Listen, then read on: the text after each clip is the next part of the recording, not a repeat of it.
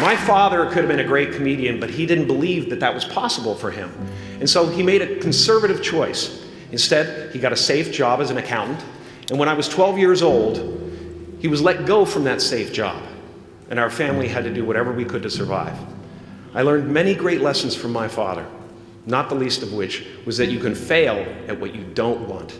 So you might as well take a chance on doing what you love. It's not the only thing he taught me, though.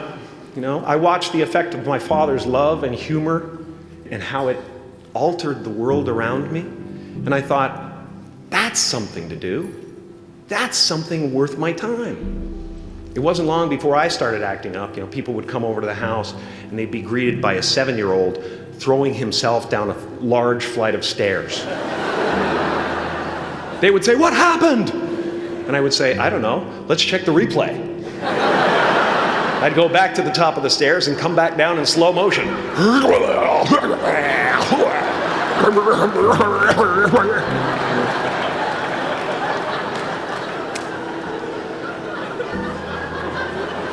It was a very strange household. My father used to brag that I wasn't a ham, I was the whole pig. And he treated my talent as if it was his second chance. When I was about 28, after a decade as a professional comedian, I realized one night in LA that the purpose of my life had always been to free people from concern, just like my dad. And when I realized this, I dubbed my new devotion the Church of Freedom from Concern. The Church of FFC.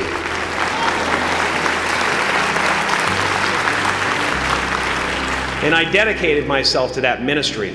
What's yours? How will you serve the world? What do they need that your talent can provide? That's all you have to figure out. As someone who's done what you're about to go and do, I can tell you from experience, the effect you have on others is the most valuable currency there is. Because everything you gain in life will rot and fall apart, and all that will be left of you is what was in your heart. My choosing to free people from concern got me to the top of a mountain. Look where I am. Look what I get to do. Everywhere I go. I'm going to get emotional because when I tap into this, it really is extraordinary to me. I did something that made people present their best selves to me wherever I go. I've often said that I wished people could realize all their dreams and wealth and fame, and so that they could see that it's not where you're going to find your sense of completion. Like many of you, I was concerned about going out into the world and doing something bigger than myself, until someone smarter than myself made me realize that there is nothing bigger than myself. Because life doesn't happen to you, it happens for you. How do I know this? I don't, but I'm making sound, and that's the important thing. That's what I'm here to do. Sometimes I think that's the only thing that's important, really, you know? It's just letting each other know we're here, reminding each other that we're part of a larger self. Your job is not to figure out how it's going to happen for you, but to open the door in your head, and when the door opens in real life, just walk through it.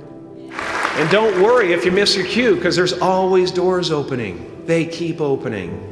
And when I say life doesn't happen to you, it happens for you, I really don't know if that's true. I'm just making a conscious choice to perceive challenges as something beneficial so that I can deal with them in the most productive way. You'll come up with your own style. That's part of the fun. Oh, and why not take a chance on faith as well? Not religion, but faith. Not hope, but faith. I don't believe in hope. Hope is a beggar. Hope walks through the fire and faith leaps over it.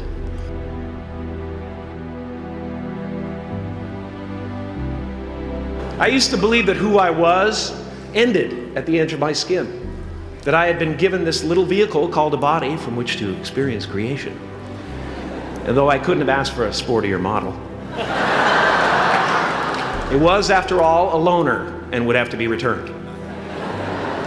Then I learned that everything outside the vehicle was part of me too. And now I drive a convertible.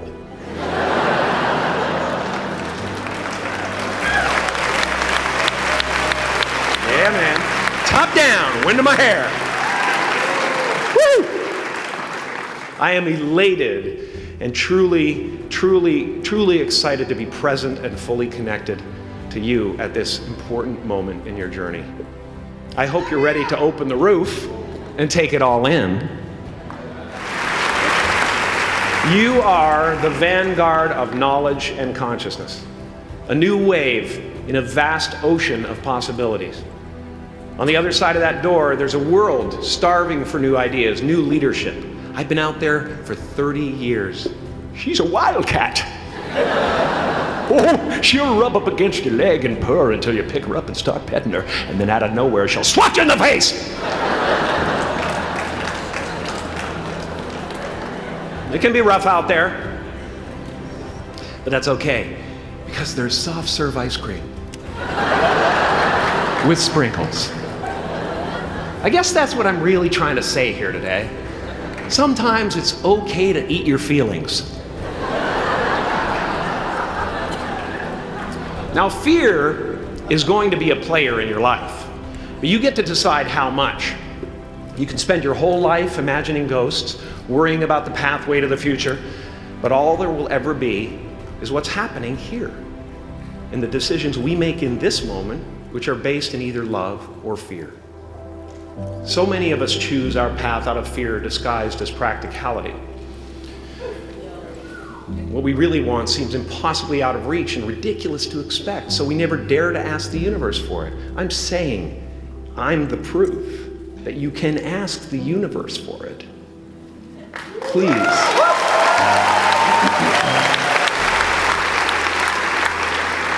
I am at the top of the mountain, and I was, and the only one I hadn't freed was myself, and that's when my search for identity deepened.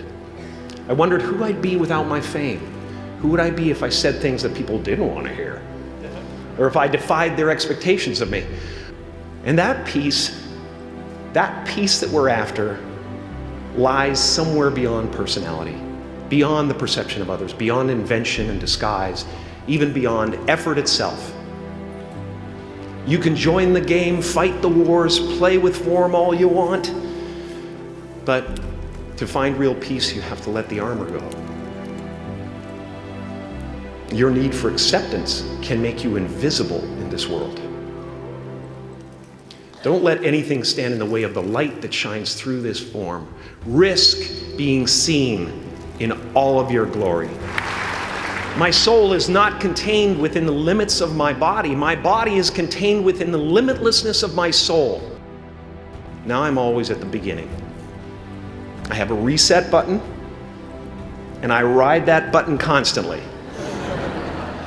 Once that button is functioning in your life, there's no story that the mind could create that will be as compelling.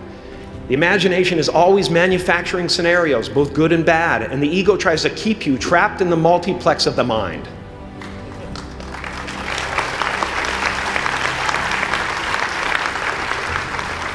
Our eyes are not viewers, they're also projectors that are running a second story over the picture that we see in front of us all the time. Fear is writing that script, and the working title is, I'll Never Be Enough. I had a substitute teacher from Ireland in the 2nd grade that told my class during morning prayer that when she wants something, anything at all, she prays for it and promises something in return, and she always gets what she wants. Well, I'm sitting at the back of the classroom, thinking, wow, my family can't afford a bike, So I went home and I prayed for one. And I promised I would recite the rosary every night in exchange. Broke that promise. But 2 weeks later, I got home from school to find a brand new Mustang bike with a banana seat and Easy Rider handlebars. Yeah. From fool to cool.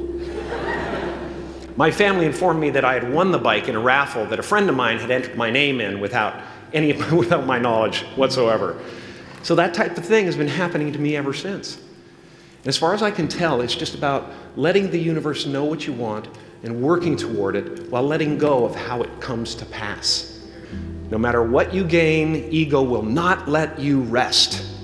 It will tell you that you cannot stop until you've left an indelible mark on the earth, until you've achieved immortality. How tricky is this ego that it would tempt us with the promise of something we already possess? Relax and dream up a good life.